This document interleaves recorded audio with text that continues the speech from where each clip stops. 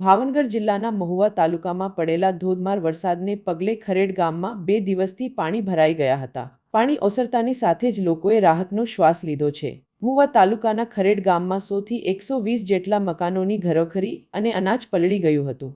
ત્યારે ગામજનો દ્વારા આક્ષેપ કર્યો હતો કે મહુવાના તંત્ર દ્વારા કોઈપણ પ્રકારની મદદ કરવા આવ્યું નથી। ગામનો મુખ્ય કોઝવે પણ તૂટી ગયો છે, જેના કારણે વાહન વ્યવહાર પણ સંપૂર્ણ બંધ થયો હતો। જો કે પાણી ઓસરતા લોકોએ રાહતનો શ્વાસ લીધો।